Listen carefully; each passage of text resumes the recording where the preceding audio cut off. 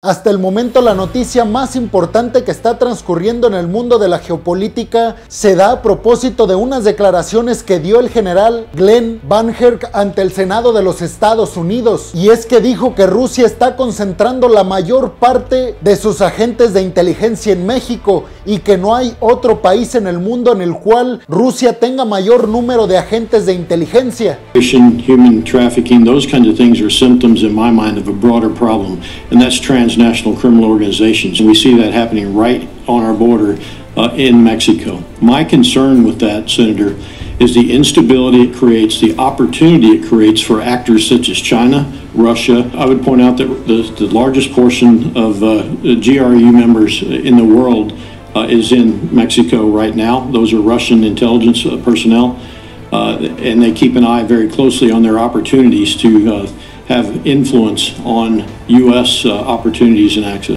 Bienvenidos a un nuevo video de geopolítica en el cual, como ustedes ya saben, les voy a platicar lo más importante que ha acontecido a niveles geopolíticos y diplomáticos internacionales. Inmediatamente después de estas declaraciones, Andrés Manuel López Obrador, el presidente de México, dijo en su ya conocida mañanera que México no es tierra de conquista de ningún país. También dijo que México no es colonia ni de Estados Unidos, ni de China, ni de Rusia, ni de ninguna otra potencia mundial. Nosotros no vamos a cuestionar nada, somos respetuosos de la libre manifestación de las ideas. México es un país libre, independiente, soberano. Debe saberse cada vez más, porque parece a veces que no se entiende lo suficiente. Hay que mandarles telegramas avisándoles de que México no es colonia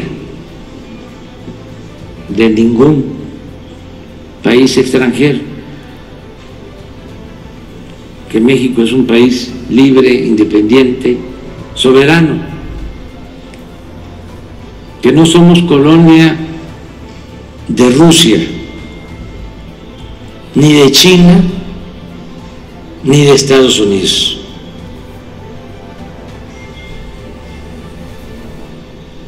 Que México es un país independiente, libre y soberano. Acto seguido, el embajador de Estados Unidos en México dijo que esta relación de amistad entre Rusia y México no puede darse y apeló a la relación histórica tan buena, así lo dijo, que ha tenido a lo largo de los años tanto Estados Unidos y México. Estar nosotros en solidaridad con Ucrania y contra Rusia, ¿no?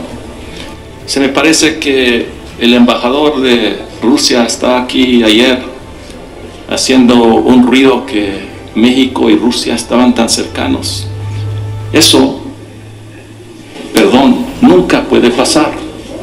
Nunca puede pasar. Y es que con esto México entra de lleno al mapa geopolítico y diplomático a niveles internacionales. Un país que siempre se ha mantenido hermético y que pues sí ha apoyado a Estados Unidos casi siempre. Sin embargo, en esta ocasión México ante la ONU y específicamente ante los discursos que ha tenido para pronunciarse a favor o en contra de lo que está pasando en el este de Europa, se ha mantenido al margen. De hecho, México es uno de los países que ha acogido a ucranianos provenientes o que quieren salir huyendo del país ucraniano a propósito de la invasión rusa a su país, pero al mismo tiempo se ha negado a condenar las acciones de Rusia en este país ucraniano, lo cual parecería raro. Sin embargo, para un país que siempre se ha mantenido al margen de conflictos, en apoyar o no apoyar a uno o a otro bando es algo positivo y es algo que hasta se esperaba. El gobierno de México, específicamente el de Andrés Manuel López Obrador,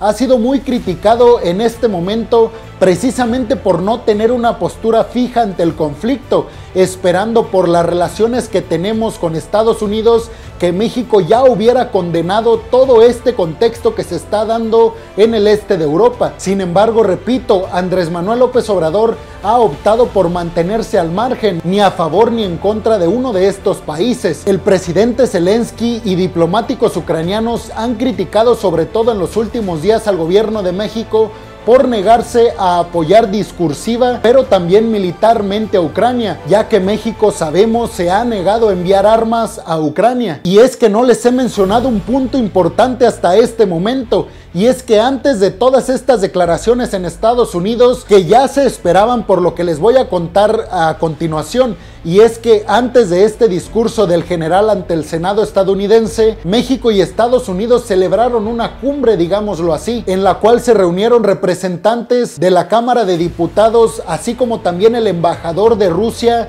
y juntos firmaron un tratado de amistad precisamente ante el conflicto del este de Europa, haciendo referencia únicamente a que México no va a participar en la guerra de ninguna forma, refiriéndose a las sanciones que ha puesto Occidente a Rusia, pero también al apoyo militarmente hablando y discursivamente hablando también que se espera que México le dé a Ucrania. A raíz de mantenerse al margen de estas dos cuestiones, obviamente Rusia lo entiende como un acto positivo para ellos, ya que no catalogar o condenar a un país como agresor en un conflicto bélico significa no solamente que te estás manteniendo al margen, sino que de alguna manera estás apoyando la paz diplomáticamente hablando. En esa postura está México hoy en día. Pero también hay que decir que los que critican al gobierno de México tienen en parte mucha razón, y es que México, por las relaciones tan estrechas que tenemos con Estados Unidos, deberíamos de tener una postura en el mismo sentido.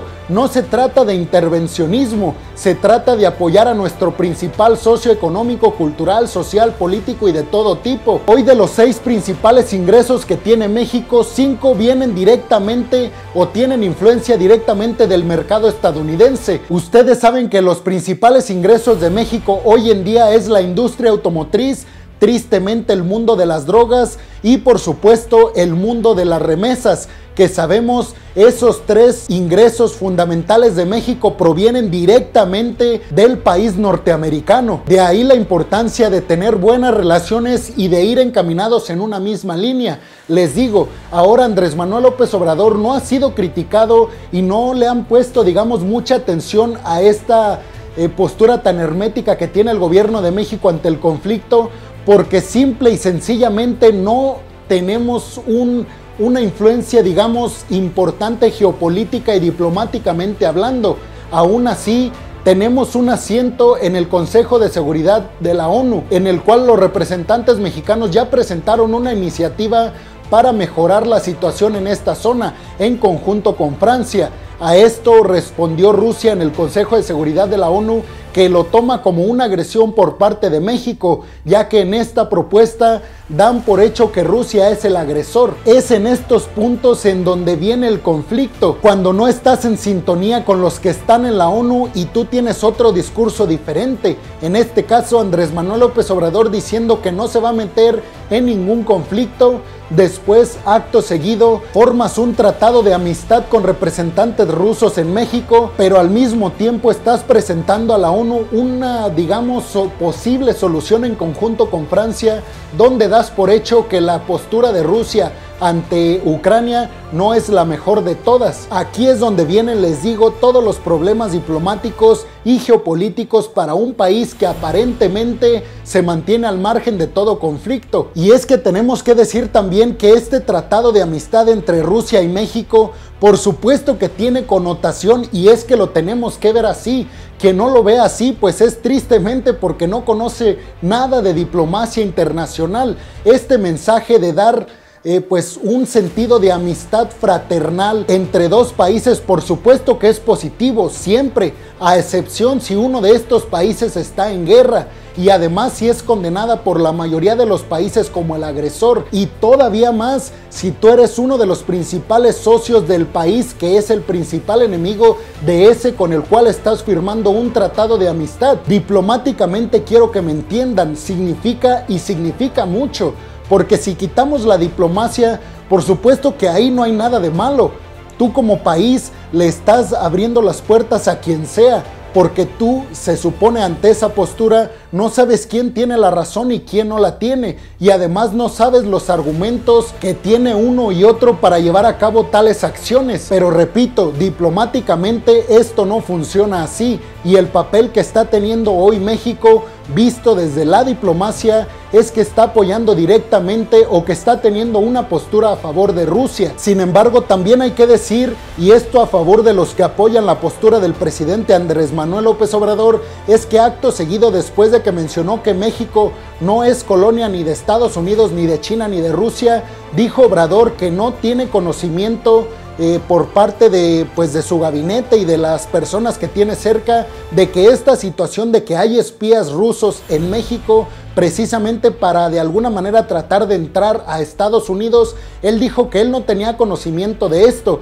pero que claramente pondrá atención y que mantendrá un diálogo con el gobierno estadounidense pues para atender esta situación. Es decir, esta postura sí es totalmente, digamos, pues al margen, porque no está diciendo que no hay un conflicto de intereses y que no hay agentes de inteligencia rusos en el país de México, pero tampoco está afirmando que los hay. Esa postura diplomáticamente sí se tiene que interpretar como que está al margen de todo conflicto, pero repito, ese tratado que se firmó de amistad entre diputados y el embajador ruso en México, por supuesto que diplomáticamente lleva un mensaje de apoyo de México hacia Rusia. Y en otras noticias también de índole geopolítico muy importantes, China acaba de mandar un comando de diplomáticos de altísimo nivel a Afganistán. Esto sería el primer encuentro entre China y Afganistán después de que los talibanes retomaron el control del país. China tiene una visión muy pragmática del mundo, eso tenemos que decirlo. A China no le importa si los talibanes respetan derechos humanos y no le importa las relaciones que tenga la sociedad con el gobierno de cada país. A China lo único que le importa pragmáticamente, repito, es hacer negocios con todos los países y sacar ventaja de estas relaciones bilaterales. Lo demás es problema de cada país, y uno podría interpretar que este hermetismo de China hacia la situación de los talibanes en Afganistán pues es positiva, pero déjenme decirles que aquí vienen los problemas en estas relaciones, que recordemos comparten una frontera de 75 kilómetros aproximadamente. Y es que les repito, de las principales razones por las que China está visitando Afganistán o está tratando de mantener y entablar un diálogo directo con los talibanes es precisamente el conflicto en la frontera entre China y este país afgano. Y es que el miedo de China en este conflicto es que los talibanes apoyen directamente a los separatistas chinos que intentan independizarse del país, del gigante asiático, hacia Afganistán, o digamos que ser una colonia independiente. Recordemos que estos separatistas chinos que viven en esta zona pertenecen a la minoría musulmana uigur, y recordemos que la ONU ha puesto los ojos en China precisamente por la represión a este grupo de personas en esta zona. Entonces a China no le convendría para nada que los talibanes decidieran apoyar las intenciones separatistas de los que a final de cuentas comparten una misma religión, la musulmana. Y es que esto me hace recordar una tesis del doctor geopolitólogo además Alfredo Jalife, quien es mexicano, y ha dicho que este conflicto a largo plazo en Afganistán se podría tratar de una trampa del gobierno de los Estados Unidos para desestabilizar a China. Les explico, si los talibanes empiezan a apoyar a esta región separatista de China, obviamente va a mantener un conflicto directo entre Afganistán y China, y sabemos la radicalización que hay en Afganistán. Entonces China acude a esta reunión de alto nivel obviamente para tratar de calmar los ánimos y tratar de evitar que esta situación escale a ese punto específico, a que los talibanes lleguen a pensar en apoyar a esta región separatista. Y en otra noticia importantísima también, a raíz de las reuniones que ha tenido el presidente Joe Biden en Europa, el día de hoy se llevó a cabo la reunión entre todos los miembros de la Unión Europea y Estados Unidos, esto con el fin de reducir drásticamente la dependencia que tiene toda Europa de los energéticos rusos. Hablamos específicamente del gas natural, y se acaba de anunciar que Estados Unidos y la Unión Europea acaban de acordar un pacto, un tratado para reducir al mediano y largo plazo totalmente la dependencia que tiene hoy en día Europa del gas ruso. Estados Unidos se acaba de comprometer con la Unión Europea a subir las exportaciones de gas natural licuado por al menos 15,000 millones de metros cúbicos de gas natural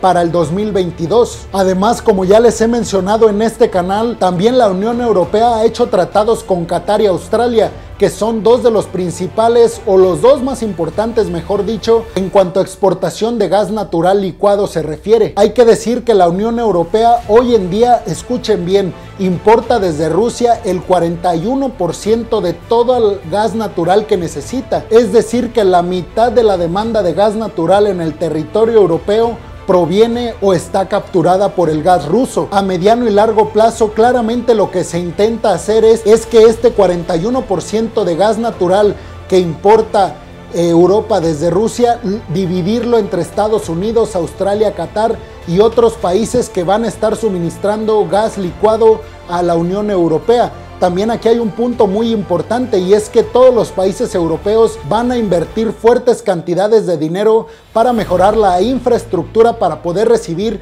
un montón de gas licuado, ya que hoy en día no cuentan con esa infraestructura, ya que sabemos el gas que proviene de Rusia lo hace mediante gasoductos y el gas licuado tendría que llegar por barco. Y en otra noticia también a niveles geopolíticos muy importante, y que también ya les he mencionado en este canal, es que Indonesia se acaba de pronunciar al respecto de la posible salida del G20 por parte de Rusia. Sabemos que el bloque del G7, es decir, todos los países occidentales y en realidad la mayoría de los países pertenecientes al bloque del G20 están dispuestos a boicotear a Rusia para sacarla de este grupo de las 20 principales o de las 20 potencias económicas mundiales. Indonesia, sabemos, va a ser la sede con la ciudad de Bali en la cumbre que se llevará a cabo en este año del 2022 en noviembre, la cumbre del G20. Y es que además, déjenme decirles que Vladimir Putin ya ha confirmado su asistencia para esta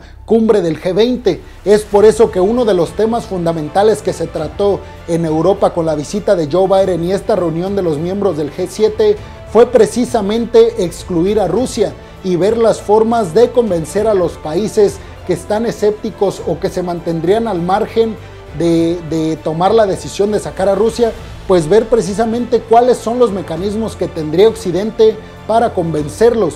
Obviamente aquí el objetivo de Occidente es aislar no solamente económicamente a Rusia, sino también política y diplomáticamente hablando. El argumento de Indonesia para no expulsar a Rusia es que dicen que es una parte fundamental que esté en las principales 20 economías del mundo para lograr revertir toda la crisis económica que dejó el COVID-19 y que hoy en día está dejando la guerra en Ucrania. Y en otra noticia, China realiza la primer visita a la India, esto desde hace 2 años cuando empezó la pandemia. Lo hizo con diplomáticos de alto nivel. Cuando digo diplomáticos de alto nivel, significa entonces que el país le está dando una suma importancia a esta visita hacia otro país. Esta reunión tiene como objetivo mejorar las relaciones fronterizas entre la India y China, que sabemos China tiene tropas en la frontera, esto por la crisis que se ha mantenido en varios territorios fronterizos que comparten China y la India,